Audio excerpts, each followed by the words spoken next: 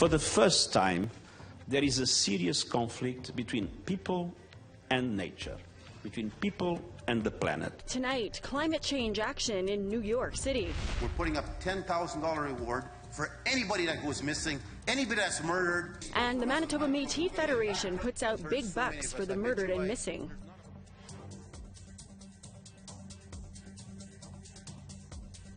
Good evening. Welcome to APTN National News. I'm Melissa Ridgen. On Saturday, the United Nations hosted its first ever Youth Summit on Climate Change. The event brought hundreds to New York from around the world, one day after millions marched in the streets to demand action on the climate crisis, and 2 days ahead of today's UN Climate Action Summit.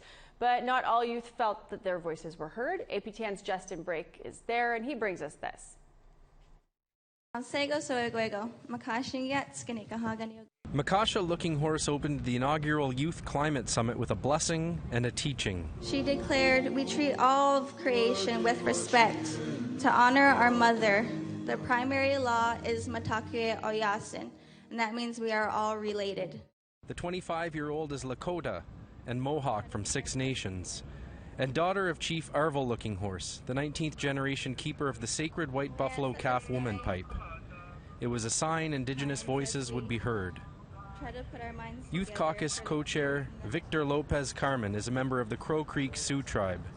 He says young Indigenous people are at the UN under the guidance of their ancestors. A lot of Indigenous youth feel like they lack hope because they can't see a future for themselves in their traditional lands.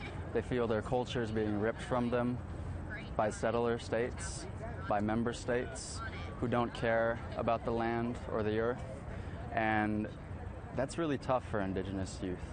But we have the strength of our elders and our ancestors pushing us, and we know that with their guidance we'll be able to carry this fight forward. All day, youth shared ideas for the climate emergency.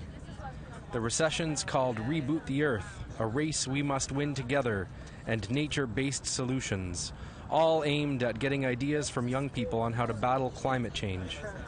But some Indigenous participants say their involvement began and ended with Looking Horse's prayer. But there wasn't really much dialogue at all about incorporating Indigenous peoples or even having us represent ourselves at this forum. Members of the Global Indigenous Youth Caucus say none of the events included Indigenous perspectives, and the one Indigenous-specific event was poorly attended. Well, there was a disconnect, definitely, if we're literally 2 rooms apart. And one's talking about the same, they're both talking about the same thing.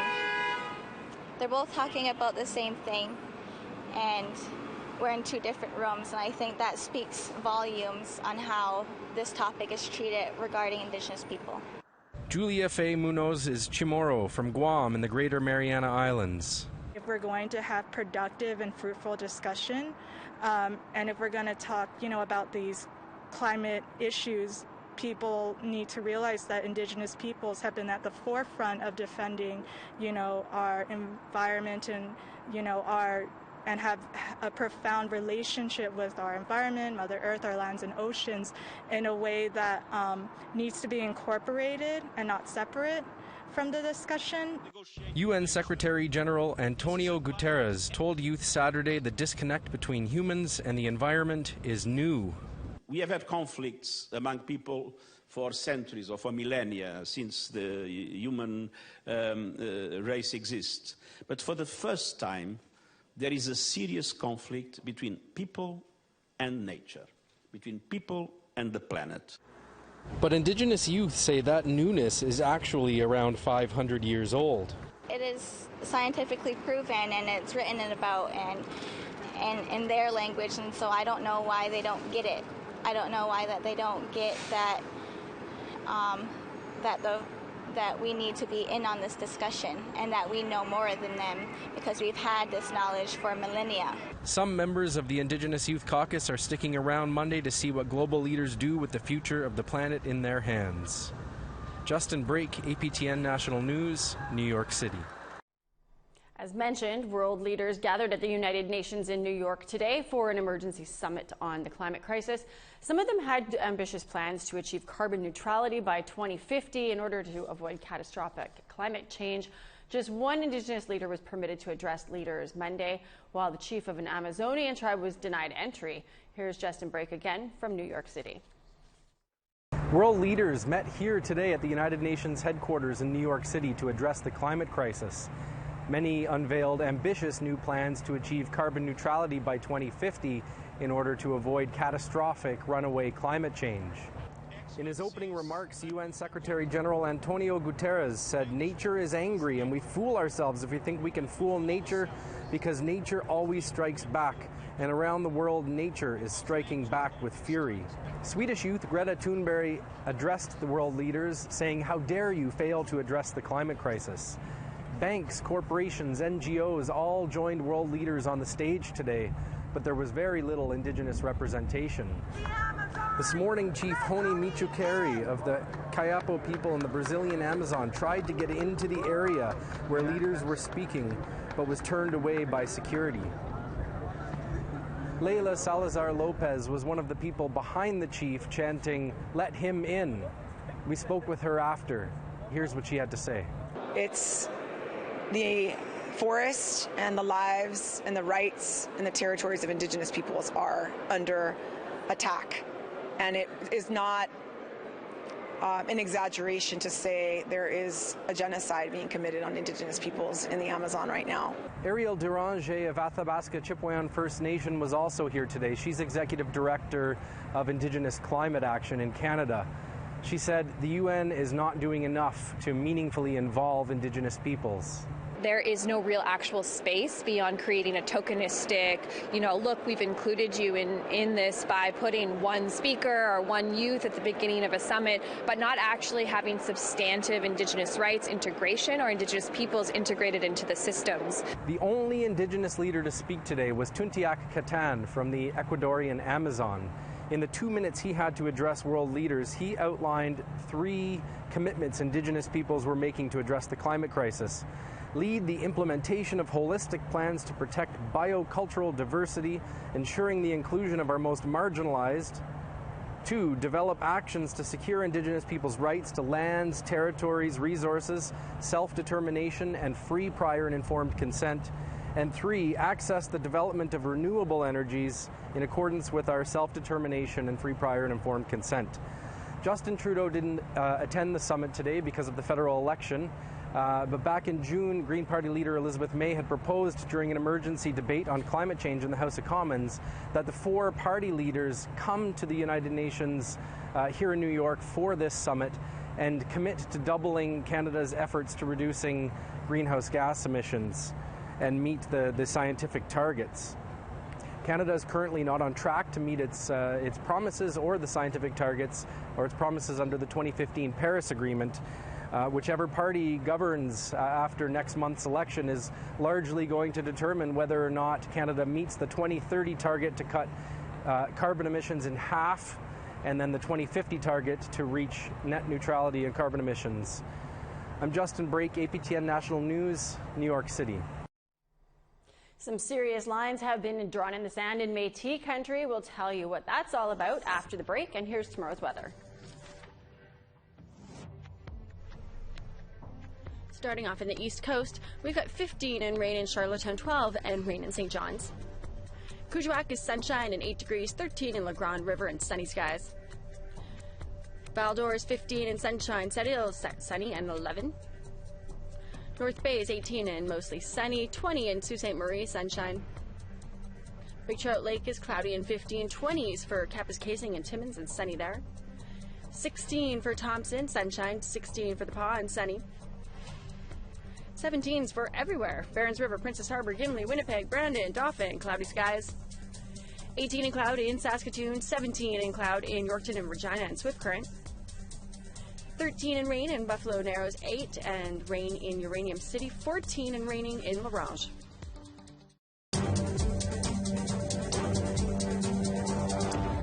Welcome back. Some pretty big spending announcements were made at the 51st annual meeting of the Manitoba Maytee Federation over the weekend. Jolene Banning has more.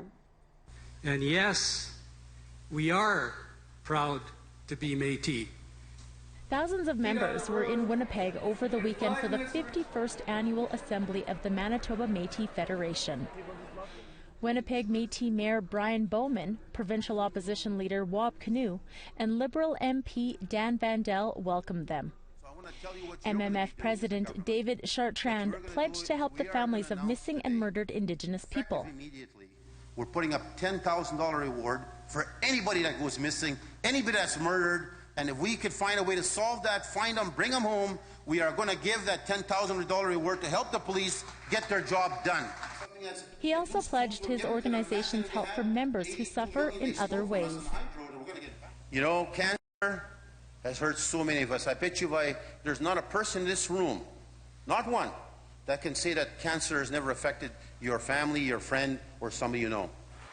And thanks to numerous fundraising events over the years, the Maytee Federation was able to donate $1 million to Cancer Care Manitoba, an organization trying to cure this often fatal disease. For APTN National News, I'm Jolene Banning in Winnipeg. At that same meeting over the weekend, the Manitoba Maytee Federation threw down the gauntlet, threatening to withdraw from the Maytee National Council. The MMF unanimously passed a resolution that could see it go alone or even create a new Maytee National Council.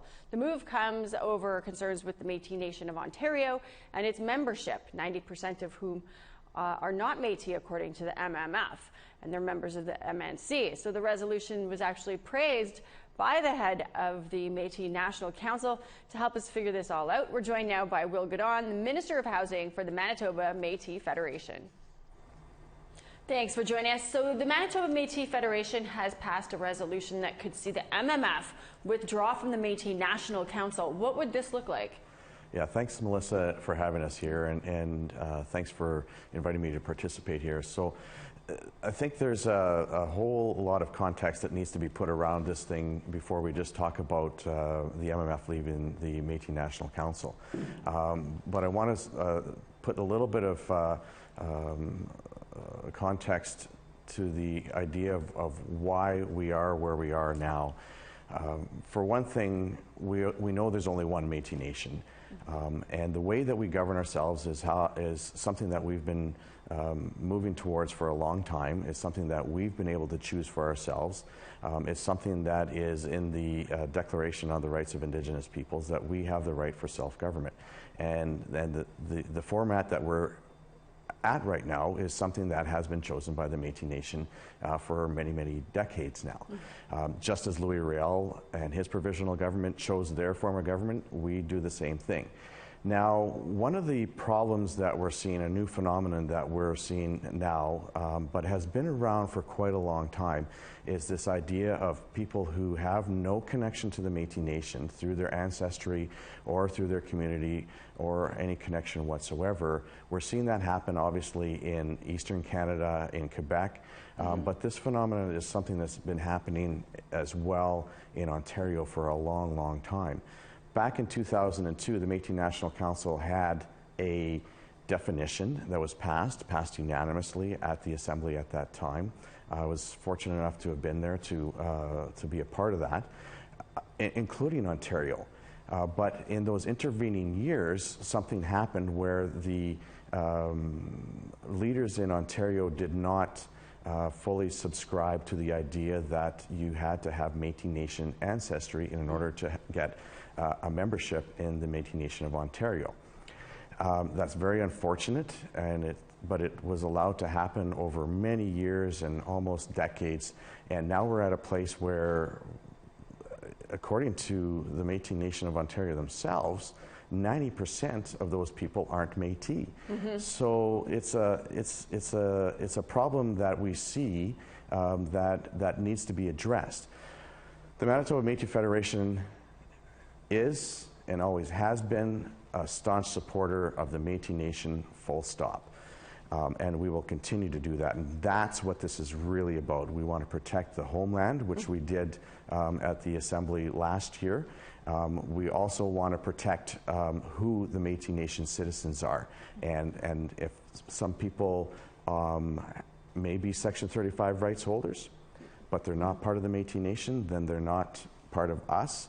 And we need to find a way to make sure that the Métis Nation is comprised of Métis Nation citizens and is governed by Métis Nation citizens. So that's really what it's all about at the end of the day. Yeah, and I think it's a good point. It's not to say that you don't necessarily have Section 35 rights, but you are not Métis. In many cases, these people are being given Métis citizenship, and that's causing upheaval. Correct. So the Métis National Council, in fact, Clément Chartier, he is actually backing this resolution. Yes. Explain that to people who are kind of catching up on Métis politics here. You know, and it's something I've been thinking about for a couple of days now, that we really need to provide some precise messaging around this and some good communication, because it is quite confusing. So it's insider baseball-y for sure. Yeah, there's no doubt about that. And you know, those of us who live in the bubble, we live and breathe it. And it's something, though, that I think it's absolutely necessary to communicate properly to all Métis citizens across the homeland. So basically what it is that there's some politics. I know people won't be surprised within the Métis Nation, but some of this politics is happening, I think, at the expense of the Métis Nation. So there are leaders in Alberta and Saskatchewan who are supporting that 90% of folks in Ontario who aren't Métis.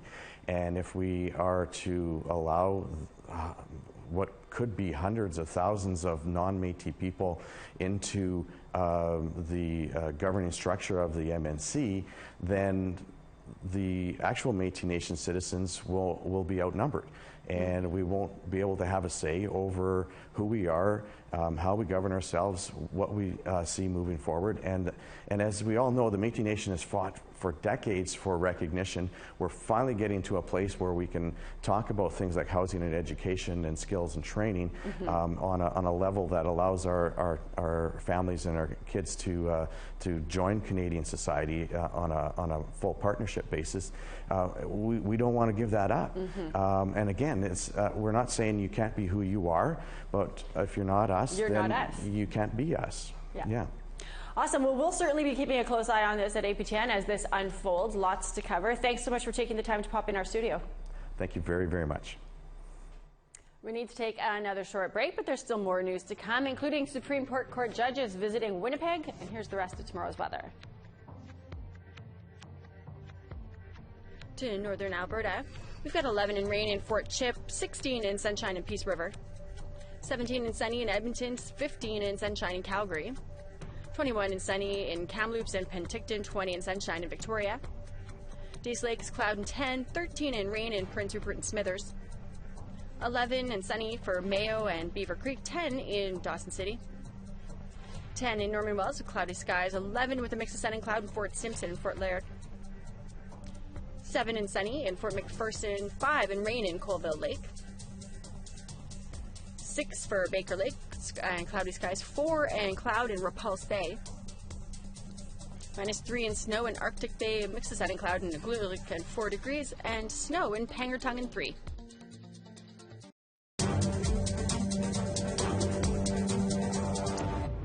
Welcome back. For the first time in its history, the Supreme Court of Canada is sitting outside of Ottawa. The court is in Winnipeg this week for a series of events, as well as hearing 2 appeal cases. This afternoon, each of the Supreme Court judges paired up with a Manitoba judge to visit 9 different Winnipeg high schools. Children of the Earth, an Indigenous school in the city's north end, was one of them, and students were given the chance to throw some questions at the judge. Most of the questions were related to how the Supreme Court operates. I've been wondering if the Supreme Court can make a decision, could they go back on it and change it? It is important that we just can't change our mind because it's a different judge who's now hearing it or because we now feel differently about it. That would create a chaos. So we have to find, though, the balance between respecting certainty and stability and keeping with our past decisions on the one hand, and the ability to address new challenges. The second season of APTN's hit documentary series First Contact aired last week. The show saw another 6 participants with racist views and prejudices visit Indigenous communities for an educational crash course. Brittany Hobson caught up with some of those involved in the show, and she brings us this. And it's hard to process. Speak up, because those are the things that we as Indigenous people Love it or hate it, the controversial show First Contact debuted its second season this week on APTN. Over the course of a month, 6 Canadians traveled to Indigenous communities to learn more about Canada's role in cultural genocide. Participants visited several communities. Stephanie Patchouli was one of them. She says things started to change for her after visiting an old residential school. When we went to that residential school, just the idea of children being taken away from their parents gives me the heebie-jeebies. I can't imagine somebody coming in and taking my child from me for no reason. In a twist, Patchouli herself is Maytee. She obtained Maytee citizenship 3 months before filming. It's something she struggled with. As I went through the show, I would say halfway through our journey, this is when I started to feel like I shouldn't even recognize myself as that, because there are so many people that do recognize as Métis, and they know their heritage, they know their culture, they know the history behind it. I know nothing. Right? The show hasn't been without its criticisms. The main one being it shouldn't fall on Indigenous people's shoulders to educate others. Vanessa Lowen, a producer with the show, says this is a position they wanted to take. We decided that our efforts towards sort of reconciliation and trying to build a better relationship was to take this approach. During a reunion panel this week, one participant argued Indigenous people should educate others. And you see them getting attacked, please help. You guys want, Indigenous people want allies. People that want to learn want allies in you as well. Stephanie Mclaren was a host in Fort William First Nation in Ontario. Mclaren opened her home to 3 participants. She says it's a decision she doesn't regret. I want to turn one of the misconceptions about Indigenous people around, and one of them is that we're lazy. I think that as non-Indigenous people, they've been extremely lazy in learning their history and the truth around Canadian society. First Contact is available to stream online at aptn.ca. Brittany Hobson, APTN National News, Winnipeg. The Wall-to-Wall Mural Festival is underway in Winnipeg. For the month of September, artists are using their talents to brighten up some spaces across the city. One of those creations is from Annie Beach, who is a Cree and Soto artist. This past summer, she led a community workshop where locals brainstormed ideas for the new mural. The final design showcases a series of flowers and plants. Beach says the piece represents a moccasin creation story, and the flowers often included in the footwear. The mural is located in the North End, where many will get a chance to see it. Lots of people come through here, a lot of people that maybe don't have a solid home, so this neighborhood is their home. So with most public art, including this one, it's a gift to the community. It's an opportunity for those who may not have a home or can't afford to have a painting in their home. It's a chance for them to have a piece that they feel like can be their own. That's all the news I have for you tonight. You can download the APTN News app on your phone if you haven't done that already. It'll help you stay up to date on breaking news. I'm Melissa Ridgen. Have a great night. See you tomorrow.